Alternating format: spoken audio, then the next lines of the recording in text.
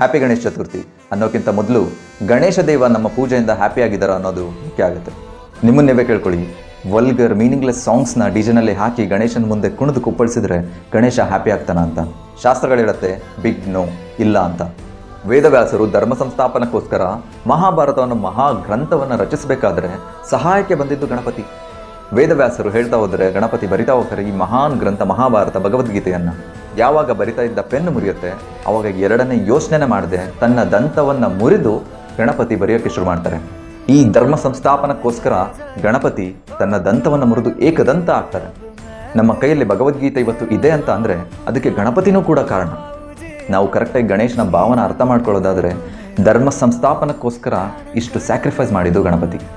ಅಂಥ ಮಹಾನ್ ಗಣಪತಿಯ ಚತುರ್ಥಿಯಂದು ಅವರಿಗೆ ಏನು ಸಂತೃಪ್ತಿ ಆಗುತ್ತೆ ಅದನ್ನು ಮಾಡೋದು ಬಿಟ್ಟು ಲಸ್ಟ್ ಕಾಮವನ್ನು ತುಂಬು ಈ ಬಾಲಿವುಡ್ ಸಾಂಗ್ಸ್ನೆಲ್ಲ ಹಾಕಿ ಡಿಜೆನಲ್ಲಿ ಗಣಪತಿಯ ಮುಂದೆ ಕುಣಿದ್ರೆ ಇದು ಗಣಪತಿಗೆ ಮಾಡೋ ಒಂದು ಗ್ರೇಟ್ ಇನ್ಜಸ್ಟಿಸ್.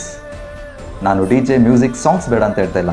ಗಣಪತಿ ಭಗವದ್ಗೀತೆಯಲ್ಲಿ ಬರೆಯೋ ಹಾಗೆ ಸತತ ಕೀರ್ತಯಂತೋ ಮಾಮ್ ಅಂದರೆ ಭಗವಂತನ ನಾಮ ಸಂಕೀರ್ತನೆ ಸತತವಾಗಿ ಮಾಡಿ ಅಂತ ಹೇಳ್ತಾರೆ. ಅದನ್ನು ಮಾಡಿದ್ರೆ ಗಣಪತಿ ಡೆಫಿನೆಟ್ಲಿ ಹ್ಯಾಪಿ ಆಗ್ತಾರೆ, ಸಂತೃಪ್ತಿ ಆಗ್ತಾರೆ.